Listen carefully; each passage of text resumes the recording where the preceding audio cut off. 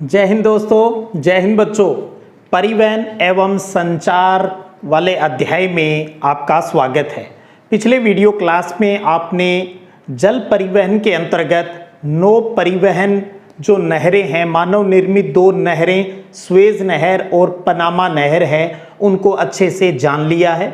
और उसमें आपको ये भी कहा गया भी डाटा है वो आप एनसीईआरटी के अनुसार ही है वो अच्छे से तैयार कर लीजिएगा। चलिएगा उसी जल परिवहन के टॉपिक को आगे बढ़ाते हैं और कुछ बेसिक बात है वो करते हैं और मानचित्र की सहायता से जल परिवहन से जुड़े हुए महत्वपूर्ण जो तथ्य है उनकी बात हम करेंगे। तो बात करें जल परिवहन यानी सड़क परिवहन के बाद में अब हम जलयान, बड़े बड़े यान, किश्तियां हैं, उनकी बात कर लेते हैं।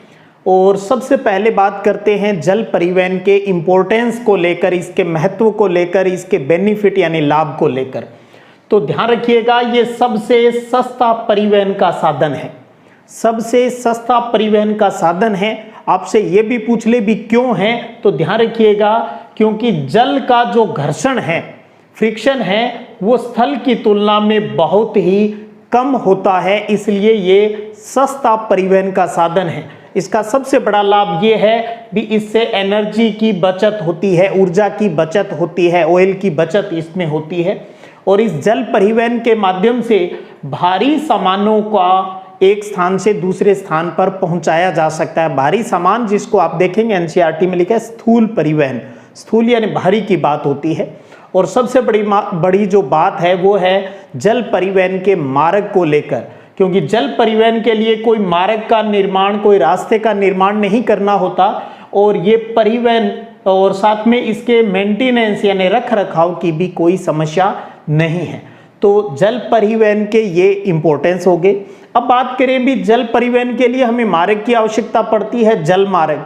तो जल मार्ग कहाँ से होकर गुजरते हैं, तो समुद्र हो गया, नहरें, नदियाँ, झीलें, ये वो है जहाँ से जलमार्ग है वो गुजरते हैं, यानी जलयान जहाँ से गुजरते हैं वहीं वो जलमार्ग हो गया, जलमार्ग के रूप में इनकी बात हो गई।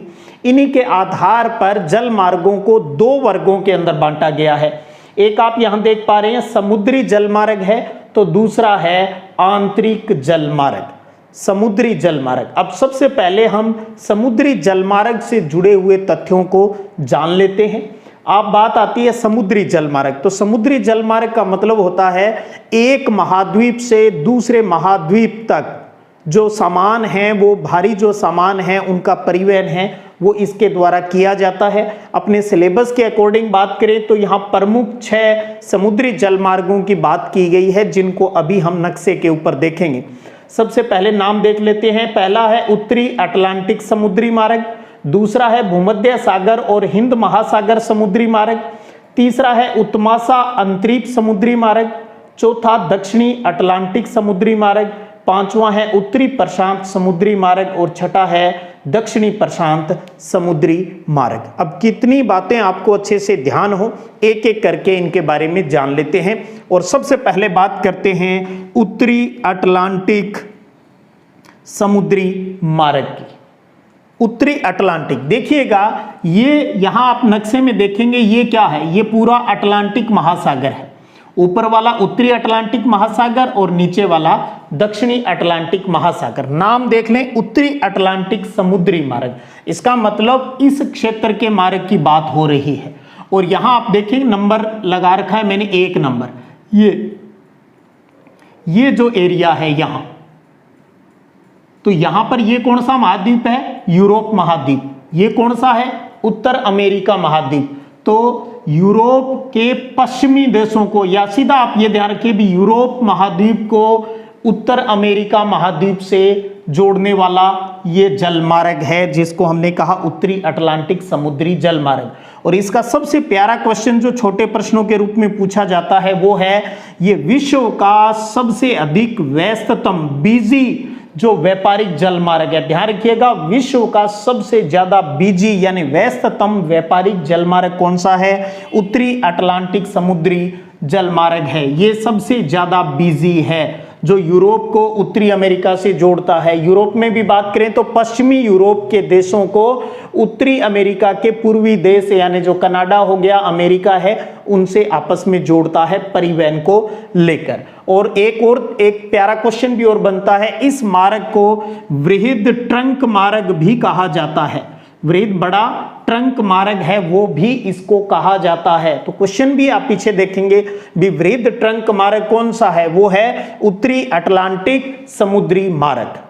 और एक चीज सब, और ये व्यापारिक दृष्टि से विश्व का सबसे बिजी है और 1/4 जो व्यापार है 25% व्यापार है वो इसी मार्ग के माध्यम से होता है। ये तो हुआ पहला। मानचित्र पर आपको अच्छे से समझ में आ गया तो अपने आप अगर 2 लाइनें इसके बारे में लिखनी होगी तो इजीली आप लिख भी सकते हो। बस ध्यान रखिएगा बीजी है भी, सबसे ज्यादा व्यापार है वो इसी रास्ते से होता है।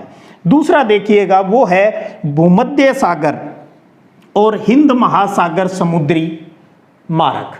अब देखिए ये है यहां पर भूमध्य सागर और ये रहा अपना हिंद महासागर। तो भूमध्य सागर को हिंद महासागर इनके माध्यम से जो व्यापार होता है, और इन दोनों को जोड़ने के लिए हमने पिछली क्लास के अंदर स्वेज नहर पढ़ ली है अच्छे से। तो आपको पता है भूमध्य सागर और ये हिंद महासागर का ही भाग है लाल सागर, इन दोनों को जोड़ती है मिस्र के अंदर स्वेज नहर। तो जैसे ही स्वेज नहर बन गई तो रास्ता ये बन गया। तो आप देखेंगे यहाँ पर ये कौन सा हो गया, यूरोप हो गया, ये फिर अफ्रीका, और यहाँ पर ये अपना एशिया आ गया। इधर से होता हुआ दक्षिणी पूर्वी जो एशियाई देशों से होता हुआ आगे निकल जाता है ये रास्ता। तो ध्यान रखिएगा ये मध्य, एक तरीके से अगर आप देखेंगे तो दुनिया के मध्य भाग से गुजरने वाला रास्ता है ये जल मार्ग की दृष्टि से। संसार के सबसे अधिक लोगों को सेवाएं प्रदान करता है, कौन सा जल मार्ग करता है, वो है भूमध्य सागर और हिंद महासागर समुद्री मार्ग। क्योंकि स्वेज नहर से ये आपस में जुड़े हुए हैं तो हम समझने के लिए कह सकते हैं भी ये स्वेज नहर मार्ग है। तो ध्यान रखिएगा ये है आपका मानचित्र में, आप अच्छे से समझ लीजिए। यहाँ इस पर जलयान है वो चलते हैं। तीसरा आ जाता है अपना उत्तमासा अंतरीप समुद्री मार्ग। उत्तमासा अंतरीप समुद्री जो जल मार्ग है वो देखिए यहाँ ये यूरोप से स्टार्ट होता है, इधर यूरोप से, फिर ये कौन सा महाद्वीप हो गया अपना अफ्रीका महाद्वीप हो गया। तो अफ्रीका के पश्चिमी भाग से होते हुआ यहाँ एक दक्षिणी अफ्रीका है, दक्षिणी अफ्रीका से इधर आगे चला जाएगा, ऑस्ट्रेलिया न्यूजीलैंड चला जाएगा, और कुछ जलयान है वो इधर हिंद महासागर से दक्षिणी पूर्वी एशिया से होते हुए आगे तक है वो बढ़ जाते हैं। तो ये है उत्तरी जो कहें उत्तमासा अंतरीप समुद्री जो मार्ग है। ध्यान रखिएगा ये आप समझ गए ना, अफ्रीका के पश्चिमी साइड से होता हुआ ऑस्ट्रेलिया न्यूजीलैंड और इधर अपना दक्षिणी पूर्वी एशिया की तरफ है ये मार्ग है, ये निकल जाता है। और जब इस स्वेज नहर का निर्माण नहीं हुआ था ना तो उससे पहले यही जो मार्ग है ये लिवरपूल को इधर कोलंबो यानी श्रीलंका की तरफ है वो इसको जोड़ता था। तब ये सिर्फ इतना ही इधर चलता था इस प्रकार से। तो अब आप देख पा रहे हो इधर स्वेज नहर बन गई तो ये सारा जो इधर घूम के आना पड़ता था ये सफर इसकी वजह से बहुत ही यानी हजारों किलोमीटर की दूरी है वो कम हो गई स्वेज नहर के बनने से। तो एक हो गया पहला उत्तरी अटलांटिक जो जलमार्ग है, दूसरा हो गया अपना भूमध्य सागर और हिंद महासागर वाला, तीसरा हो गया ये अपना उत्तमासा हो गया। अब बात करें चौथे की, चौथा कौन सा है, दक्षिणी अटलांटिक समुद्री मार्ग। दक्षिणी अटलांटिक तो आ जाए अपना ये रहा अटलांटिक महासागर और इसमें ये रहा अपना दक्षिणी अटलांटिक महासागर। कहां से चल रहा है, इधर वही यूरोप से आते हैं जलयान, यूरोप से होते हुए अफ्रीका के पश्चिमी साइड से होते हुए फिर कहां आगे, ये कौन सा महाद्वीप हो गया, दक्षिण अमेरिका महाद्वीप हो गया। तो दक्षिणी अमेरिका क्या, ब्राजील हो गया, उरुग्वे हो गया और अर्जेंटीना है। ब्राजील, उरुग्वे और अर्जेंटीना है वो यहाँ तक इसके माध्यम से व्यापार है वो किया जाता है। और एक चीज़ और है यहाँ पर वैसे बहुत ज़्यादा कोई यातायात की जो यातायात है वो यहाँ पर नहीं होता है ज़्यादा। आपको पता है ना, एक नंबर ये सबसे ज़्यादा बिजी है, जबकि यहाँ पर बहुत ही कम, क्योंकि दक्षिणी अमेरिका आपको पता है इतना व्यापारिक दृष्टि से इम्पोर्टेंट इसका नहीं है, तो इसलिए बहुत ही कम जो जलयान है वो इधर चलते हैं। तो ये हो गया आपका 4 नंबर, जो यूरोप, अफ्रीका के पश्चिमी देश और दक्षिणी अमेरिका के ब्राजील, उरुग्वे और अर्जेंटीना तक यहाँ पर जलयान हैं वो चलते हैं। अगला आता है पांचवा कि उत्तरी प्रशांत समुद्री मार्ग। उत्तरी प्रशांत, तो देखिएगा इधर अमेरिका के और इधर एशिया के पूर्व के अंदर ये कौन सा महासागर है? प्रशांत महासागर है। ऊपर वाला उत्तरी प्रशांत महासागर हो गया और नीचे वाला ये दक्षिणी प्रशांत महासागर हो गया। अगर इसको ग्लोब के ऊपर देखेंगे तो ये रहा उत्तरी प्रशांत महासागर और ये रहा आपका दक्षिणी प्रशांत महासागर। यहाँ अपना पांचवा है उत्तरी प्रशांत समुद्री मार्ग। तो आप देखेंगे ये 5 नंबर जो यहाँ पर लिखा है, तो ये उत्तरी अमेरिका महाद्वीप हो गया। उत्तरी अमेरिका के पश्चिम से होता हुआ ये चलेगा कहाँ, किधर आ जाएगा? ये इधर आ जाएगा, एशिया को आपस में जोड़ता है। बीच में आपको पता है एक महत्वपूर्ण द्वीप है, हवाई द्वीप है, जिसको हम कहते हैं होनोलुलु। होनोलुलु द्वीप से होते हुए ही सारे जलयान है वो यहाँ से है वो गुजरते हैं। उसके बाद बात करें दक्षिणी प्रशांत समुद्री मार्ग। दक्षिणी प्रशांत समुद्री महामार्ग की बात करते हैं तो ये इधर से ही चलता है, यूरोप से होता हुआ ये यहाँ पर हम पढ़ चुके हैं पनामा नहर के बारे में। तो पनामा नहर बन गई, तो उत्तरी अटलांटिक महासागर से होते हुए जलयान पनामा नहर और पनामा नहर से होते हुए इधर उत्तरी अमेरिका के पश्चिमी साइड में चले जाते हैं और साथ में आगे दक्षिणी प्रशांत महासागर से होते हुए कहाँ आ जाएंगे? इधर ऑस्ट्रेलिया तक आ जाएंगे। तो ये हो जाता है अपना कौन सा? दक्षिणी प्रशांत महासागर हो जाता है। दक्षिणी प्रशांत महासागर जो जल मार्ग है, महासागर शब्द नहीं लिखकर हम यहाँ पर जल मार्ग लिखेंगे भी। दक्षिणी प्रशांत समुद्री मार्ग हो गया। तो ये 6 जो इंपॉर्टेंट है और इनमें 1-2 लाइनें जो परीक्षा की दृष्टि से अंदर से 1 लाइनर क्वेश्चन के रूप में निकलती है, उनकी बात हमने कर ली है। बस एक बार आप अच्छे से इसको पाठ्यपुस्तक से भी रीड करके मानचित्र पर इसको आपको गौर करना है। इतना कर लिया तो आप अच्छे से इस कंसेप्ट को क्लियर कर लेंगे, किसी प्रकार की कोई समस्या आपके नहीं आएगी। तो इतनी बात आप समुद्री जो मार्ग है उसकी ध्यान रखेंगे। इसके बाद अगर आप पढ़ेंगे तो आप उसके अंदर एक टॉपिक और आता है, तटीय नौ परिवहन की बात आती है। तो अब तक हम ये जान चुके हैं ना भी जल परिवहन है वो एक बहुत ही सस्ता साधन है, जबकि सामुद्रिक मार्ग है वो विभिन्न देशों को आपस में जोड़ता है, द्वीपों को भी जोड़ रहा है और विभिन्न देशों को भी इसके माध्यम से जोड़ा जाता है। और आपको पता है जलयान जहां रुकेंगे वहां पर आपको क्या बनाने होते हैं, वहां पर आपको पतन की सुविधा है वो देनी होती है। तो जो देश जितना समुद्र के अंदर फैलाव होगा, फैलाव जो उसका जितना ज़्यादा होगा, समुद्री जलमार्ग के हिसाब से जल परिवहन के लिए वो उतना ही अच्छा है, वो कंट्री माना जाएगा। तो इसके बाद अब हम आगे पढ़ेंगे आंतरिक जलमार्ग के बारे में भी। आंतरिक जलमार्ग से जुड़ी हुई कुछ इंपॉर्टेंट जो बातें हैं उनके ऊपर भी बात कर लेंगे। अगर आप इसका स्क्रीनशॉट लेना चाहें तो एक बार आप ले सकते हैं, फिर हम आंतरिक जलमार्ग को देख लेते हैं। तो आंतरिक जलमार्ग में बात कर लेते हैं। सबसे पहले आंतरिक जलमार्ग के विकास की निर्भरता, यानी आंतरिक जलमार्ग का जो डेवलपमेंट है वो किसके ऊपर डिपेंड करता है। आंतरिक जलमार्ग में हम पहले ही बात कर चुके हैं, इसमें हम नदियों, नहरों और झीलों के माध्यम से नौकाएं हैं, जलयान हैं वो चलाते हैं। तो इसकी निर्भरता है, एक तो नहरों के लिए जो नौगम्यता है उसकी नहरों की चौड़ाई और गहराई पर डिपेंड करता है। दूसरा है जल प्रवाह की निरंतरता के ऊपर भी, पानी का प्रवाह है वो कंटिन्यूस है नहीं है या नहीं, वाटर लेवल क्या रहता है उन नदियों, नहरों, झीलों का। और अगला है भी उपयोग में लाई जाने वाली परिवहन की जो टेक्नोलॉजी है, प्रौद्योगिकी है, उसके ऊपर।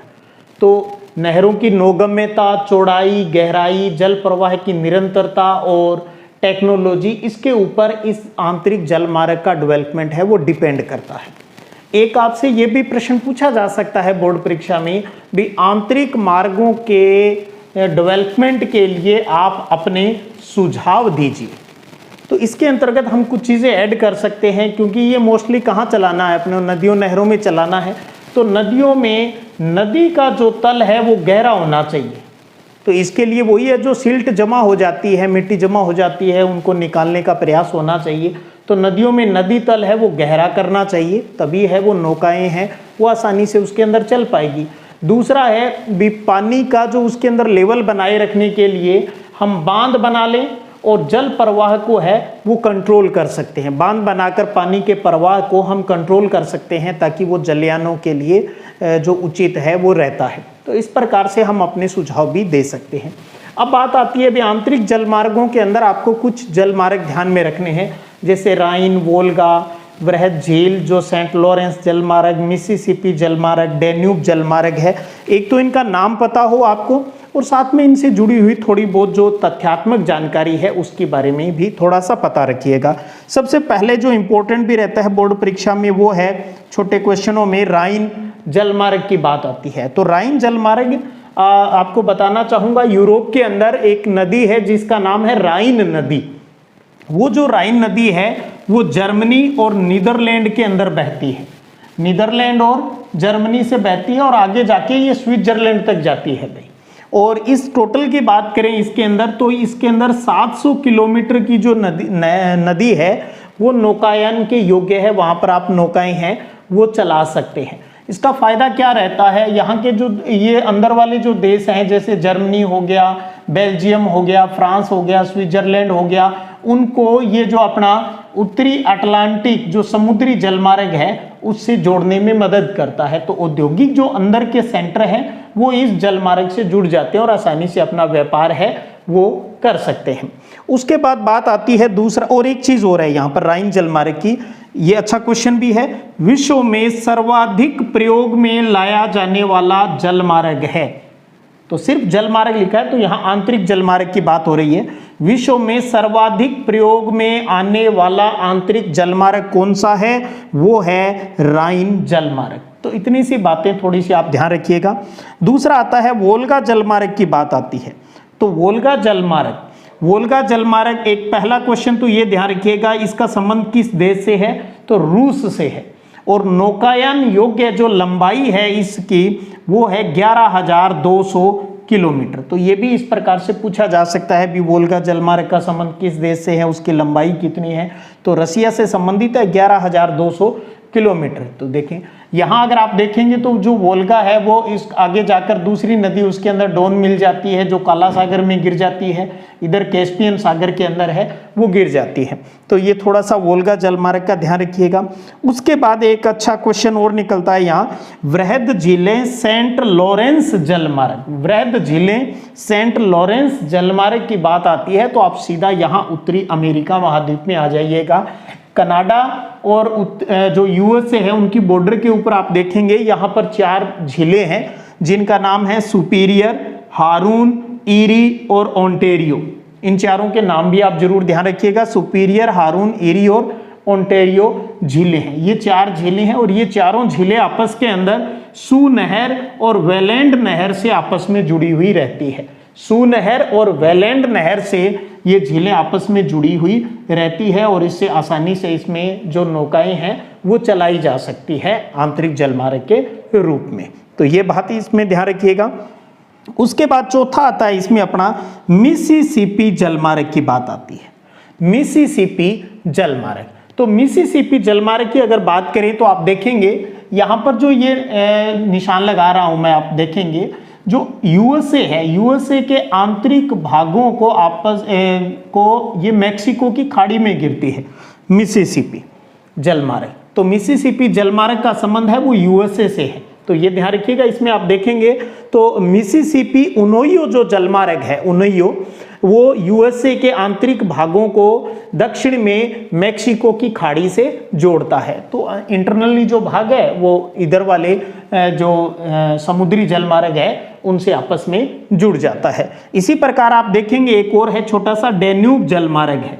तो ध्यान रखिएगा डेन्यूब जलमार्ग है, इसका संबंध भी यूरोप से है और वो भी किस यूरोप से, पूर्वी यूरोप से है, इतना जरूर आप ध्यान रखिएगा।